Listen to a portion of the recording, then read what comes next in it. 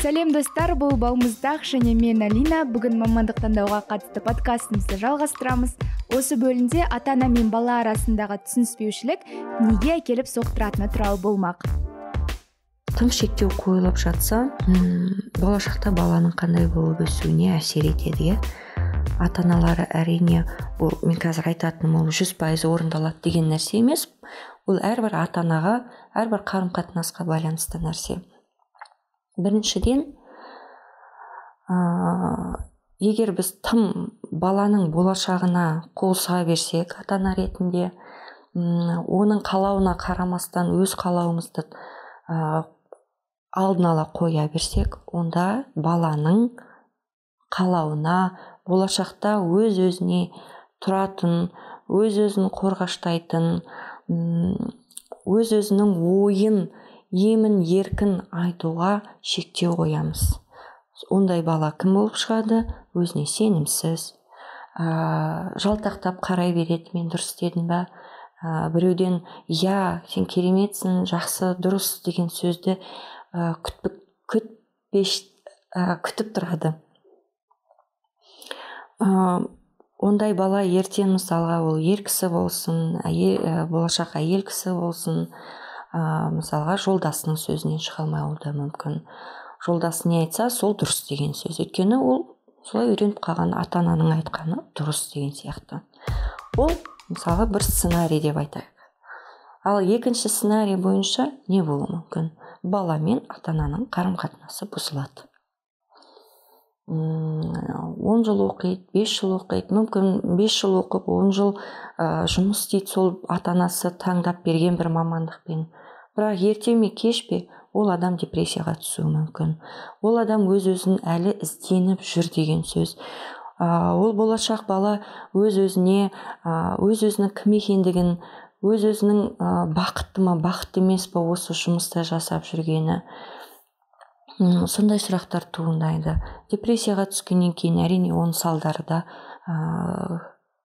қиындау болып келеді.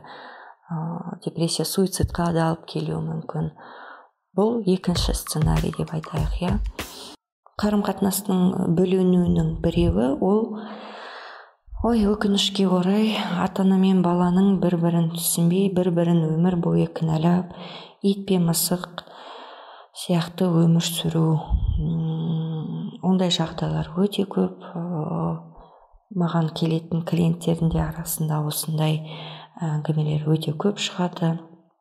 Кезінде әке-шешем мені тыңдамады, әке-шешем мені қолдамады, өмір бойы қолдамады деген әңгімелерде айтылып жатады.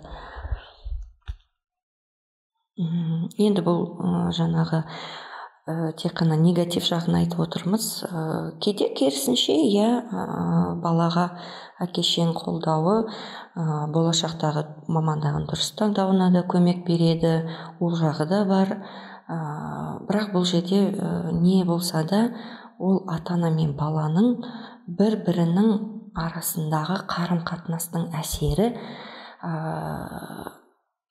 болашақтағы олардың қарым-қатынастарына жағдай жасайды деген сөз.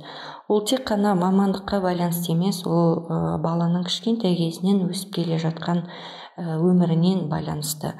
Өйткені біз баланы дүниеге алып келген кезде ата-ана ретінде қандай қарым-қатынас қалыптастырамыз, сондай қарым-қатынас өмір бақи жаңағы арамызда болады деген сөз. Көбіне. Сондықтан да әрине, егер балаңыз мысалға тәуелсіз, өзіне сенімді, өзінің ойын емін еркін жеткізетін, өзінің армандарын түсінетін, өзінің сезімдерін түсінетін, білетін азамат болып өссін десе, онда ата-ана жаңағы өз тарапынан жұмыс жасау керек, баласына және өз ара қарым-қатынастарына көптеген жаңағы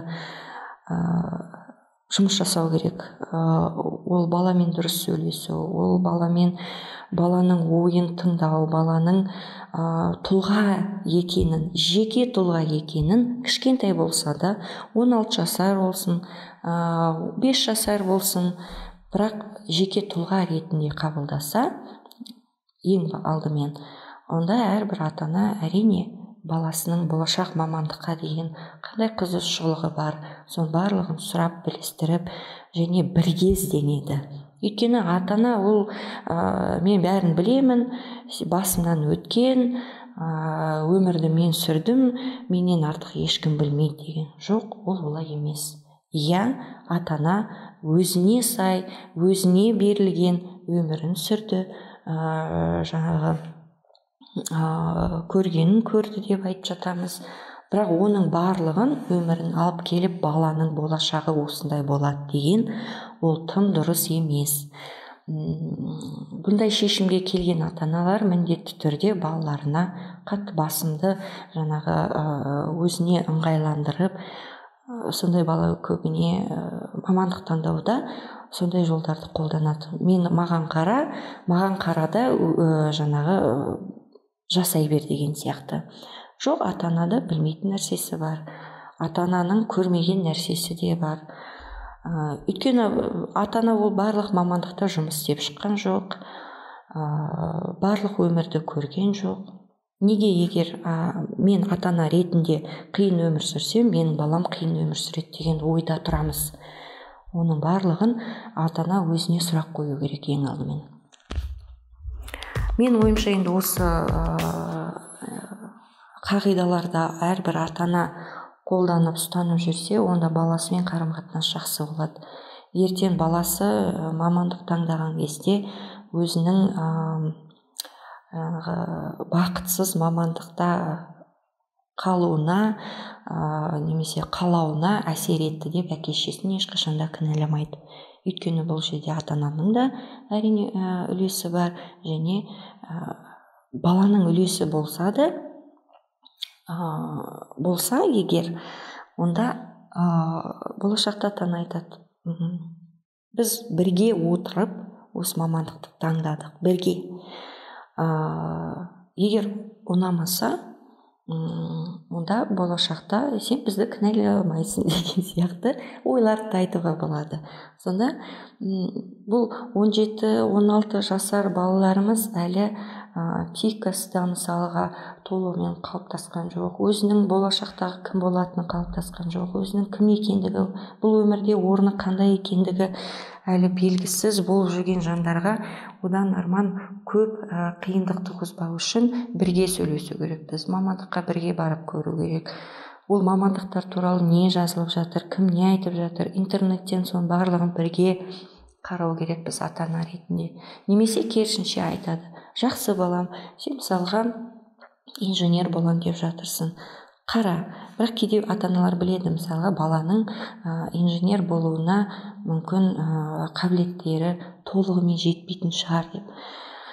Ол кезде әрине ата-ана айтуы мүмкін, жақсы балам, қара, ізден, көрейік, сөйлесейік, мысалға әлі 2 жыл уақытымыз бар, қазір мамандықтардың түр-түрін таңдайық, сен бар, көр, мен мүмкін инженер ағалармен сөйлесіп көрермін, сондай адам тауып көрермін, сол кісілермен сөйлесейік деген сияқты. Достар, пайдалы болды деп ойлаймын. Лайк басып, комментарий қалдыруды ұмытпаңыздар.